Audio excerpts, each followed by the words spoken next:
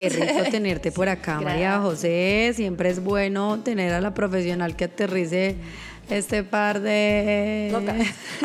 Sí. ¿Será?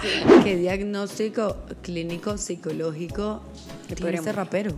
Un sociópata, por ahí está un psicópata. ¿Y el sociópata se nace o se hace? Esa es la diferencia entre un psicópata y un sociópata. El psicópata es una persona que nació con esto y un sociópata es la persona que conforme fue creciendo y desarrollándose y los hechos se fue convirtiendo en esto. Yo vi un caso así similar en La Rosa de Guadalupe.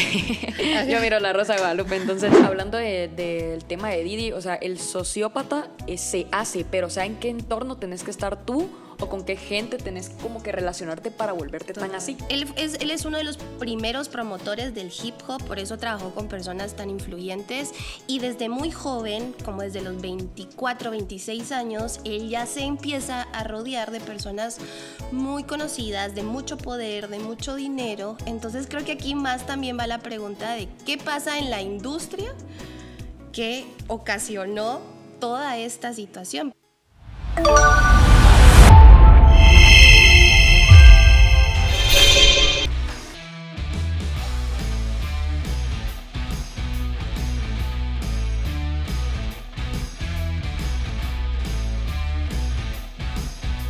Hola, hola amigos de Fit Latino, bienvenidos a un nuevo episodio de No Quiero Terapia. Mi nombre es Manuela Valencia, soy comunicadora corporativa y bueno, hoy me acompañan dos hermosuras. Quiero que cada una se presente, por favor. Hola amigos, ¿cómo están? Soy Amelia Archila y es un gusto estar de nuevo en este maravilloso programa No Quiero Terapia. ¿Cómo estás? Hola, yo soy María José, soy psicóloga clínica y estoy muy contenta de estar aquí otra vez con ustedes. Gracias. Nosotros también estamos Gracias. Qué rico tenerte por acá, María José. Siempre es bueno tener a la profesional que aterrice este par de... Locas. ¿Será? Sí. Bueno, un poquito. Bueno, hoy vamos a hablar de un tema bien controversial, muy de farándula, y es sobre el caso de Didi. Los voy a contextualizar un poco para quienes no saben quién es él. Es un rapero estadounidense de 54 años que recientemente, bueno, a mediados del 2018 fue que se destapó todos estos casos de violación que tuvo entre toda la farándula y todas las personas pues como con las que trabajó en el medio. Fue arrestado en septiembre por cargos de extorsión, tráfico sexual, fraude o coerción y transporte con fines de prostitución. Entre los artistas más representativos con los que trabajó fue Jay-Z, Mariah Carey, Beyoncé y entre otros. Pues, o sea, realmente es una persona bien influyente y sí, creo que cada vez se hace más visible lo que está haciendo la farándula con los niños, con las mujeres. Con las personas que empiezan en las cosas de artistas y pues se aprovechan, ¿no? Sí, no, yo cada vez que me meto ahora eso me sale en redes por todos lados y me sorprende la cantidad de información que hay, la cantidad de entrevistas que están saliendo y como dice Manuela, la cantidad de personas que están involucradas está de terror. María, ¿qué diagnóstico clínico psicológico tiene este rapero? Bueno, yo justo es algo que estuve pensando y yo consideraría que un sociópata, por ahí está un psicópata. Hay una diferencia entre estos dos nombres, pero definitivamente pues no conocemos cuál es su historia de infancia y todo esto, y esto puede influir, bueno, cuál de los dos podría ser, pero yo sí creo que es un sociópata que al final es una persona que no tiene la capacidad de sentir empatía, no tiene la capacidad de sentir culpa o remordimiento por las acciones que está realizando, y pues definitivamente yo creo que pues de aquí se desglosan muchas cosas como una persona violenta, ¿verdad? Y abusadora al final de cuentas, pero que todo está ligado al sociópata al final. ¿Y el sociópata se nace o se hace? El sociópata se hace, digamos. Esa es la diferencia entre un psicópata y un sociópata. El psicópata es una persona que nació con esto Y un sociópata es la persona que conforme fue creciendo y desarrollándose y los hechos se fue convirtiendo en esto. ¿Cómo sabe? O sea, realmente yo no sabía que los psicópatas, uno nacía psicópata, uno cómo realmente desde niño puede identificar que tu hijo pues realmente tiene esta condición. O sea, son temas súper fuertes, pues. Sí. Realmente en los niños la primera como señal es la crueldad que podemos empezar a ver. Por ejemplo, los niños no tienen esta maldad, ¿verdad? Los niños son muy inocentes, los niños son muy buenos, cariñosos, pero ya cuando nacen con esto se presentan, por ejemplo, poca empatía con los hermanitos, de que les pegan y se ve que no les ocasionó ninguna malestar alguno o tristeza. También crueldad con los animales, por ejemplo, ¿verdad? Que los lastiman, que los matan, por ejemplo, pajaritos. ¿Qué niño tiene crueldad? Exacto, entonces, esas son las primeras señales que indica, bueno, hay algo, pues, no está bien, es importante verlo. Yo vi un caso así similar en La Rosa de Guadalupe. Yo miro La Rosa de Guadalupe, entonces, de que eran dos hermanitos y el mayor tenía como mucha maldad, o sea, lo empujaba y no pasaba nada, lo empujaba a las gradas, no pasaba nada, dañaba a los animales y él no sentía nada, pero ellos son como manipuladores también porque son una cosa con sus papás y otra cosa fuera, ¿no? Entonces por eso pienso yo que los papás tardan como en saber que, o pues aceptar que su hijo es un psicópata. Claro, lo que pasa es y se escucha fuerte la palabra psicópata. Es fuerte. Es y más fuerte, en un niño, pues, o sea, puede llegar a ser como fuerte. tú puedes como papá, o cómo podemos realmente la sociedad empezar a trabajar ese tipo de cosas, pues cómo identificar, como papás, por ejemplo, hablando de los niños, cómo podemos decir, hey, mi hijo está teniendo un porque tipo de uno solo conductas piensa que como no es son agresivo, normales, ¿me entiendes? Exacto. Y de pronto uno piensa como, ay, no, tan lindo, de pronto estás conociendo hasta qué punto es la uno etapa, tiene que dice es la etapa, o no, es un niño. Nosotros siempre escudamos a los niños también, es un niño. Y pueden matar un animal, pueden ser agresivos con los otros niños, pues pueden llegar a hacer muchísimas cosas. Realmente. Pero digamos, hablando del tema de Didi, o sea, el sociópata se hace, pero o sea, ¿en qué entorno tenés que estar tú o con qué gente tenés como que relacionarte para volverte tan así? ¿Ya? O hacer eso. Yo eso, justo ayer me hice esa pregunta cuando empecé a como atar cabos y decía yo justo, ¿qué evento tuvo que haber vivido él para llegar a ese nivel de maldad? Le hicieron lo mismo, ¿no? Exacto, empiezan estas cuestionantes de, bueno, ¿qué vivió? Recordemos que él es uno de los primeros promotores del hip hop, por eso trabajó con personas tan influyentes y desde muy joven, como desde los 24, 26 años, él ya se empieza a rodear de personas muy conocidas, de mucho poder, de mucho dinero. Entonces creo que aquí más también va la pregunta de qué pasa en la industria que ocasionó toda esta situación, porque él empezó desde muy joven, fue una persona con recursos, pues nunca le hizo falta nada, nació y creció en Nueva York. Entonces, ¿qué pasa? ¿Qué está pasando en la industria? ¿Qué vivió él en la industria? ¿Qué desarrolló todo esto? Hizo desencadenar todas las acciones pues que tuvo realmente. Exacto. Eso yo creo que ese es realmente donde radica todo, y creo que en la farándula se ve mucho este tipo de cosas, y hasta qué punto callan hombres y mujeres de la farándula han sido víctimas de abuso sexual y callan por llegar a un puesto o por llegar o por tener X personaje en algún programa, ¿me entienden? O en alguna novela. O ser no sé si cantante también vieron superfamoso. el caso de las de Patito Feo, que fue, bueno, este sí es de mi época,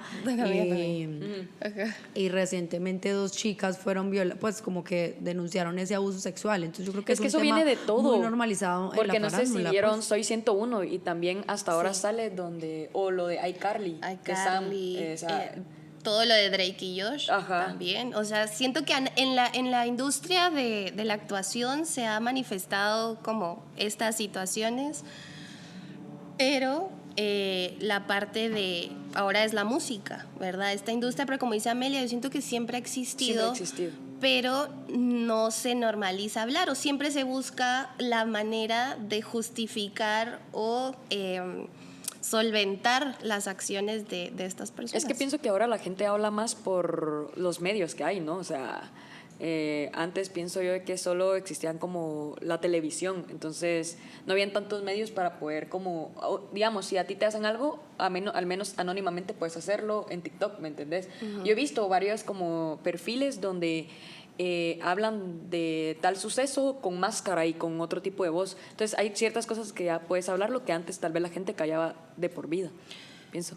Y no olvidemos, creo yo, también en esta industria el miedo de las víctimas de hablar. O sea, que una víctima, por ejemplo, tal vez una modelo o alguien que, digamos, no tiene los mismos recursos y el mismo poder, puede llegar a pensar en qué momento yo me enfrento a todas estas personas exactamente, y qué voy a yo lograr. creo que ese es el problema más grave. Bueno, esta persona tiene demasiado poder porque muchísimas veces ese también es el miedo, es te voy a anular tu carrera, te voy a frustrar tus sueños si dices algo, ¿me entiendes? Esas han sido varias de las declaraciones que han hecho personajes de la farándula en las que por miedo a que les destruyeran su carrera, por miedo a cosas que pudieran al poder que pudiera ejercer una persona sobre su familia, hasta qué punto yo me callo precisamente para protegerme a mí, proteger mi familia o para seguir trabajando por mis sueños. ¿Me entienden? Creo que es un tema bien complejo. Sí, yo creo que nadie sabe realmente qué haría hasta estar en la situación. Cómo reaccionar. Sí, creo que no hay maneras correctas de qué hacer. Porque yo ahorita puedo decir situación. yo sí hablaría, pero pues no sabemos. Exacto. Hablarías tú si te digo yo, Amelia, pues voy a matar a toda tu familia si hablas. Adicionalmente te voy a meter a ti a la cárcel por difamación y tengo el poder de hacerlo, ¿me entiendes? Entonces realmente lo que logras es terminar de acabar con tu vida, pues, ¿me entiendes? Ahora es porque nunca vives en paz. Así es. Ni con tranquilidad. Es difícil.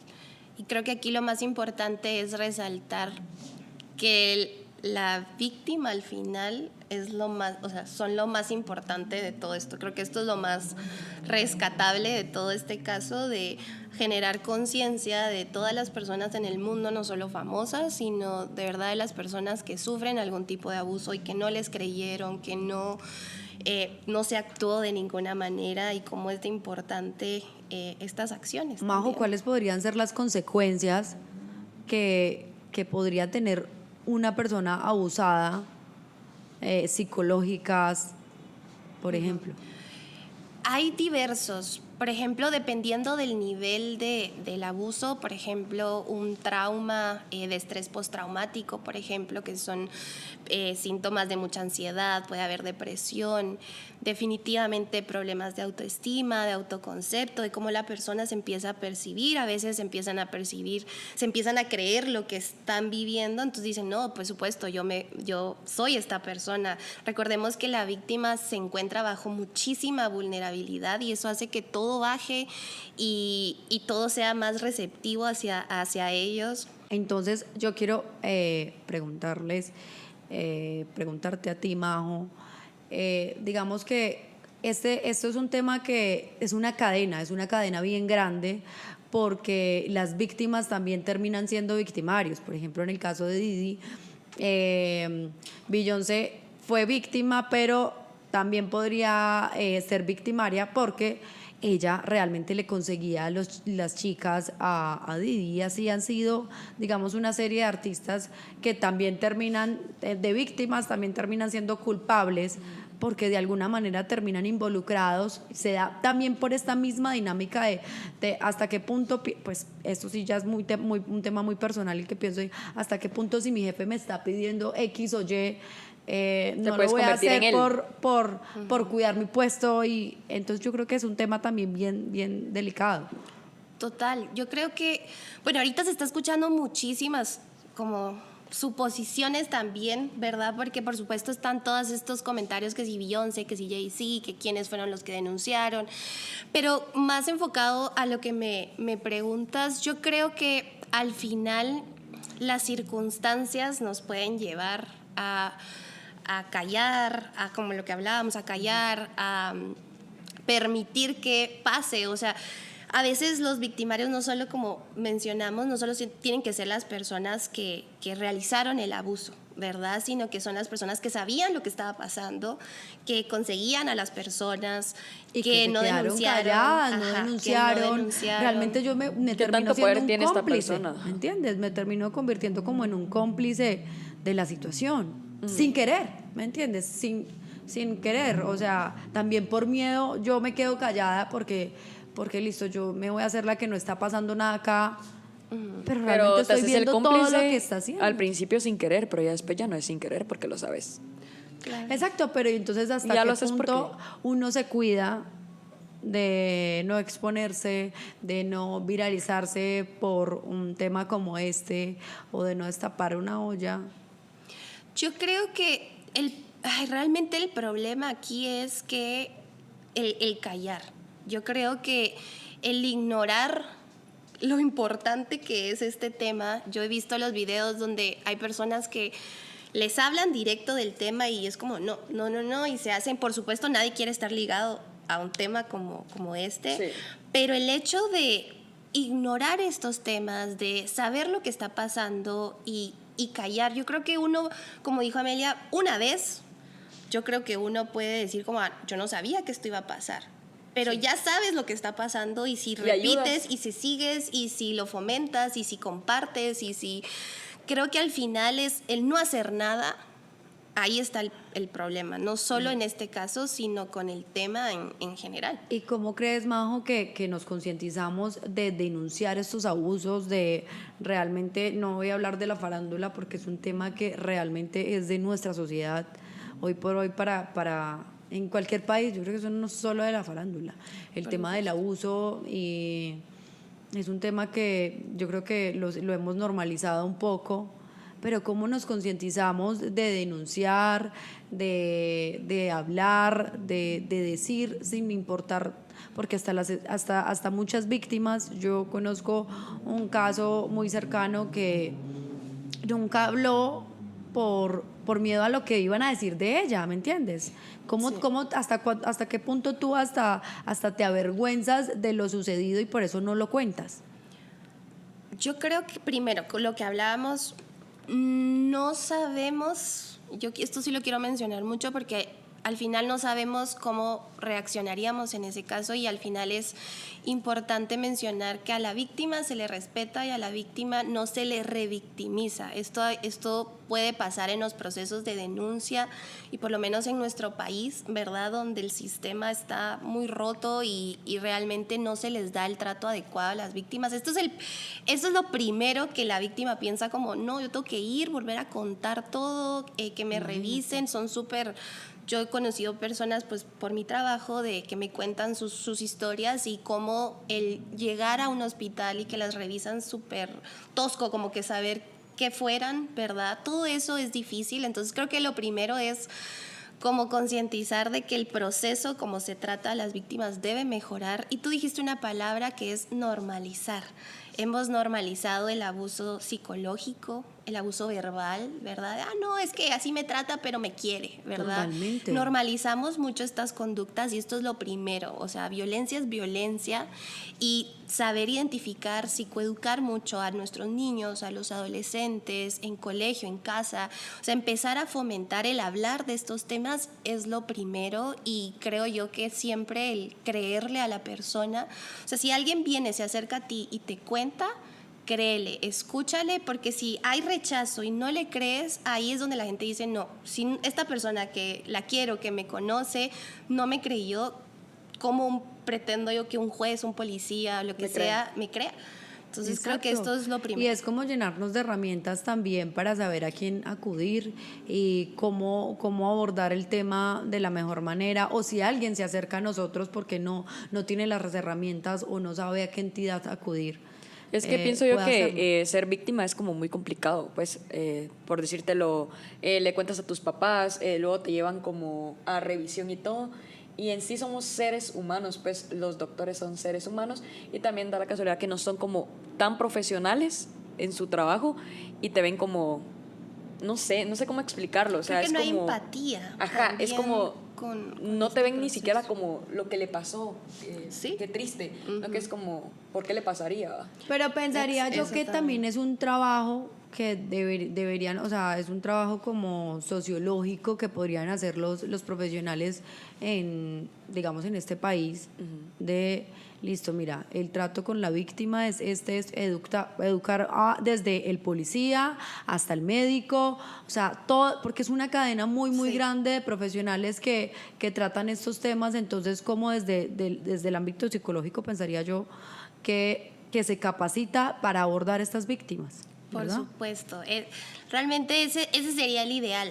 Realmente que todas las personas que van a estar involucradas, como tú dices, en el proceso, sean psicoeducadas en todos los ámbitos. Y Amelia estaba comentando justo hace un ratito algo de no sentimos empatía y hasta llegamos a cuestionar. Yo creo que no hay nada que me pueda enojar más Sí. que lleguen a cuestionar a la víctima.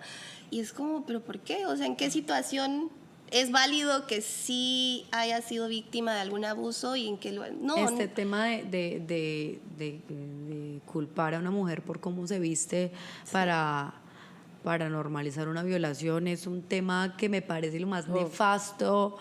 Es de verdad que es como que, no, mejor dicho, esto sí me parece. Es como de que dicen, tenías que evitar, pues, o sea, fuiste a un lugar donde tú lo provocaste, por decirlo así.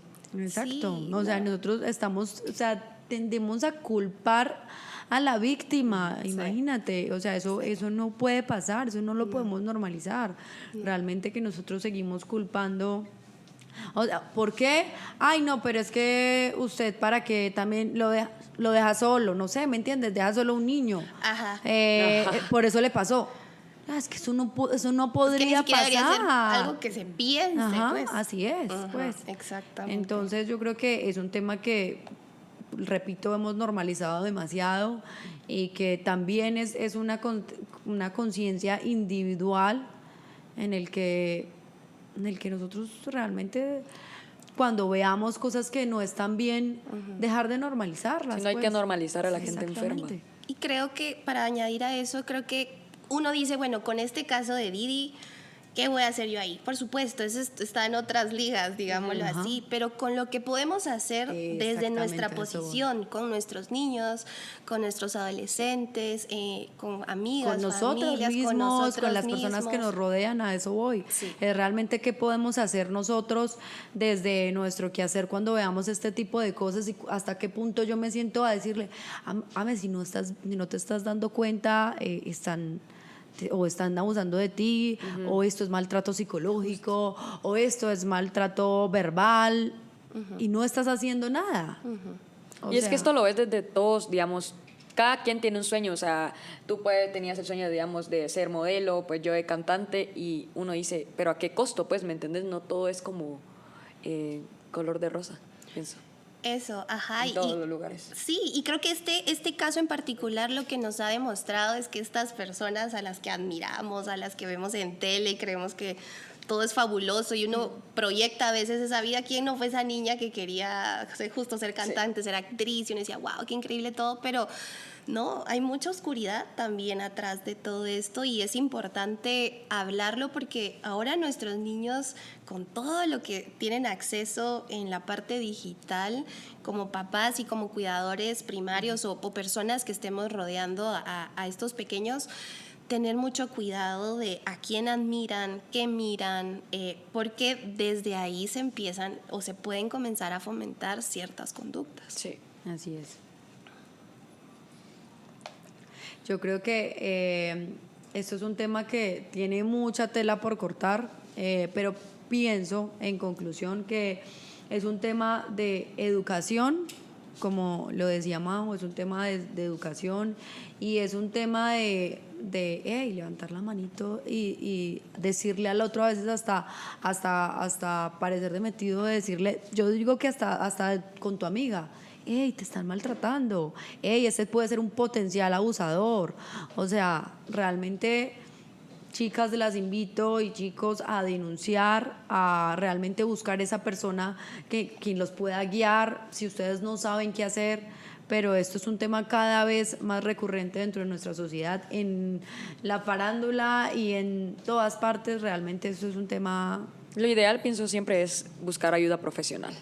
No pienso yo que la opinión de tu amiguita, o sea, es que no puedes pedir una opinión a alguien que no ha pasado. No, yo a eso, ¿Entendés? no, pero a quien le tengas confianza, a eso voy, como que, sabes, listo, yo no sé a quién acudir, pero me está pasando esto y esto, entonces... Ayúdame. Real, ayúdame, pues, ¿me entiendes? Sí, Por correcto. supuesto, y saber de que esto no solo nos pasa a las mujeres, sino también a le los pasa hombres. a Así es, los a los chicos, hombres. a los hombres, a los niños. Como dices tú, mucha educación, mucha atención en estas edades, en particular cuando son pequeños. No tienen que pasarlo solo, como dijo Amelia. Hay muchos profesionales que estamos acá para acompañarlos y que siempre busquen a las personas que les tienen confianza tienen para confianza atravesar como primer paso. este proceso. Es lo primero. Así es. Ok, listo. Bueno, no, yo realmente, este es un tema que a mí me toca muchísimo el corazón, nos podemos quedar horas hablando de este tema, pero aquí terminamos por hoy con No Quiero Terapia, un gusto para mí tenerlas conmigo hoy, y bueno, muchísimas gracias a todos por vernos, sigan aquí conectados con estos temas y nos vemos en un próximo episodio. Adiós. Adiós.